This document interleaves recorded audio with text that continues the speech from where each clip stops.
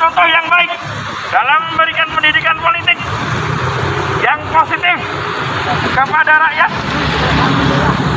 bahkan menolak kedatangan Anies Baswedan. Kartu merah, kartu merah Anies Baswedan. Jangan kita pulang ke Solo dengan politik identitas. Politik telah dimanipulasi. Politik jadi tunggangan untuk para pejabat-pejabat yang haus jabatan.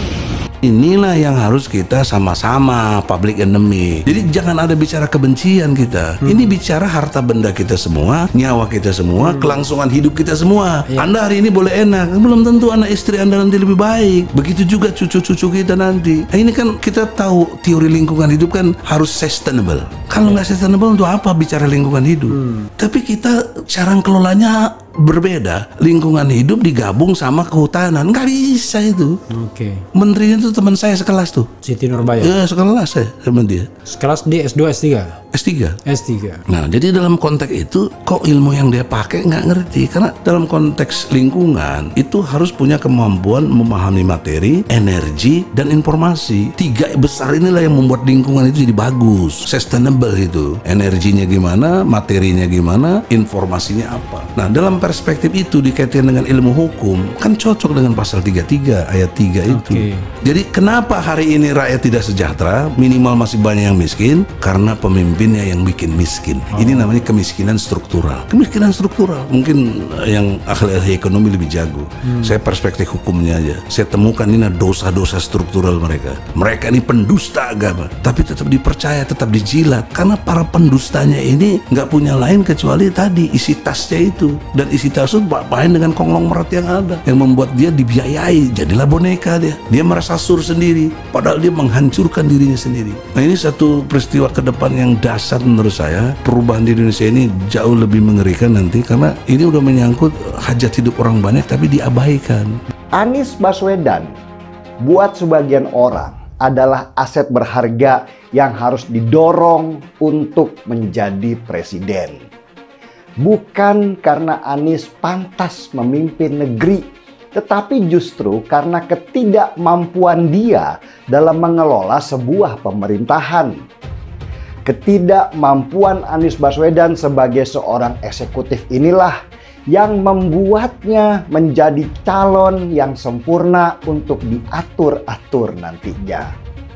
Ketika Anies kelak menjadi presiden, dia sejatinya hanya simbol belaka, sedangkan urusan negara akan diambil alih oleh para oligarki yang selama masa Jokowi memimpin mereka jadi terpinggirkan. Anies Baswedan ini mirip dengan SBY yang kemampuan manajerialnya itu sangat lemah, sehingga harus ditutupi dengan kosmetik tebal penuh pencitraan. Pencitraan itu akan menutupi segala korupsi kebijakan yang terjadi karena Anies sendiri tidak punya karakter yang kuat di dalam memimpin. Perhatikan saja waktu Anies memimpin Jakarta, dia sampai harus menyewa puluhan anggota TGUPP untuk menyelesaikan tugas-tugas teknis dalam pengelolaan daerah, meski akhirnya mereka juga tidak berguna. Hanya dia pemimpin ibu kota, dan kemudian ada 10 juta yang tinggal di sini, dan kemudian harus terkena imbas udara yang tercemar. Kita semua menghirup udara yang tercemar kan. Dan kemudian kenapa Anies juga digugat itu adalah karena dia tidak melakukan kewajiban hukumnya. Ada kewajiban misalnya dia harus menginventarisasi emisi, dia kemudian harus melakukan uji emisi, ya. Itu yang nggak dilakukan gitu.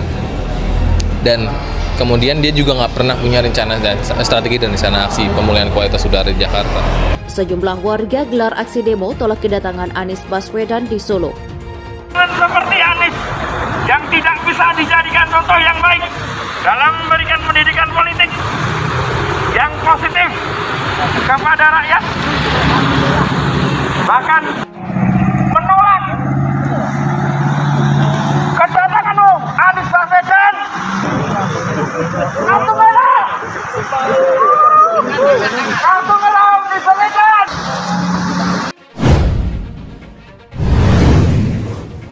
Sekelompok orang yang menamakan diri sebagai masyarakat Solo Raya menggelar aksi demo menolak kedatangan Anies Baswedan di kota Solo.